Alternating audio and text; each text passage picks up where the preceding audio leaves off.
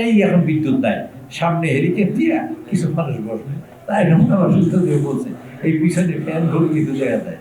আমরা সব মানুষ তারেক রহমানের বিরুদ্ধে খেপলাম, রাগ হইলাম এবং এখানে স্লোগান দিলাম, তার মধ্যে বক্তৃতা দিলাম, এই ঘর ফাটাই ফেলাইলাম। তাই রহমানের কি লাভ হলো? এই দিয়ে 4টা মানুষকে খুন করছে ইয়েবা খাওয়ার কারণে। এই রংপুর আজকের পত্রিকায় তারা স্বীকারোক্তি দিয়েছে, 4টা মানুষ খুন হয়েছে, একটা ঘরে শিক্ষক খুন করেছে ইয়েবা খাওয়ার কারণে। এই ভ্যালুসে আমরা এসে দাঁড়িয়েছি, আমাদের এখানে নিয়ে এসছি। আমরা কি একবার ভাবি কারা আমাদের পিছনে কলকাতা নিয়ে এসছে? আমার কথা কি শুনতে পারেন আপনারা?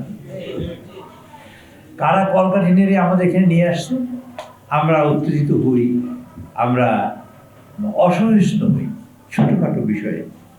আমরা পারি কি সেটা তো দেখতে হবে। আচ্ছা ধরুন তারেক রহমানের এই কবি নজরুল আমাদের আলাদা আছে, তাকে নিয়ে আমরা সরকারে বসছি, বসার 15 দিন থেকে 20 দিনের মাথায় আমরা যেদিন বসছি তার কয়েকদিনের মধ্যে কি শুরু হলো? ইরান এবং আমেরিকার যুদ্ধ শুরু হলো, তেলের দাম বাড়ছে। আচ্ছা আমরা কি তেলের দামের ওই যুদ্ধের কি আমরা কি অস্ত্র সাপ্লাই দিয়েছি? আমরা কি কেউ যুদ্ধে গেছি? আমরা কেউ যুদ্ধে দিইনি, অস্ত্র সাপ্লাই দিই। আমাদের এখানে আমরা বাঁচার চেষ্টা করেছি। তেলের দাম সারা বিশ্বে বাড়ছে, 85টি দেশে এক রাতে তেলের দাম বাড়ছে, আমাদের নজরুল তেলের দাম বাড়ায়নি। আমি ভরসা রাখি হিরন স্মার্ট ওয়াটার পিউরিফায়ারে।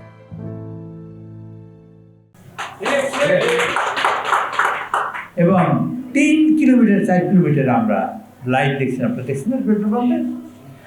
আমরা এই নজরুলের বাঁশের বাঁশুরি শুই না, আমরা আরেকজনের বলছি যে ভাই আপনি এই সুরের সাথে পৌঁছে যাবেন, আমরা বিরোধীদেরকে বলছি, সবাই মিলে ঐক্যবদ্ধভাবে সমাধান করছি। আমরা যখন বুঝছি আমরা ঐক্যবদ্ধ, তখন বাইরে দিলে এই পেট্রোল পাম্পের লাইন শেষ হয়ে গেছে, হয় না? সেই পেট্রোল পাম্পের লাইন বড় হয়েছে আর শেষ হয়ে গেছে, তার মধ্যে সময় ব্যবধান 3 দিন। 3 দিনের মধ্যে কি তেল আকাশ থেকে পড়ছে? বুঝতে হবে কিন্তু আমরা পাইপ দিয়ে তেল নিয়ে এসেছি চলবেন নাকি? এই তেল এই দেশে ছিল, কিছু মানুষ সমস্যা তৈরি করে সমাজে তৈরি করবে। আমরা এই কয়জন মানুষ এখানে বসছি না, আমরা সিদ্ধান্ত নেব, আমরা প্রত্যেক দিন একজন মানুষকে বুঝাবো। এই দায়িত্ব যদি আমরা নিই, দেশের সকল মানুষ বুঝবে, এটি বেশ সময় লাগবে। আমরা সত্য জিনিসটা বুঝবো, সেই তেলের দাম আমরা কমছে যখন, তখন কি আমরা তেলের দাম বাড়াইছি কিনা? তেলটা আপনাদের সহজে গিয়ে হয়েছে, আমরা বাড়াইনি।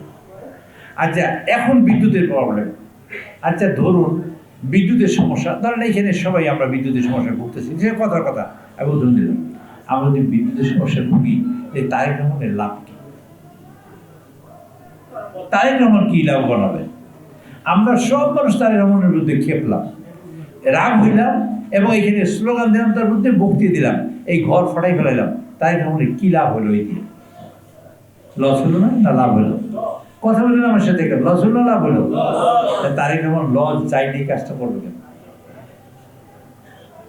আমাদের দেখতে হবে অন্তর, আমরা চেষ্টা করছি কিনা, এবং কারা ক্ষতি করে গেছে সেইটা আমাদের খুঁজতে হবে।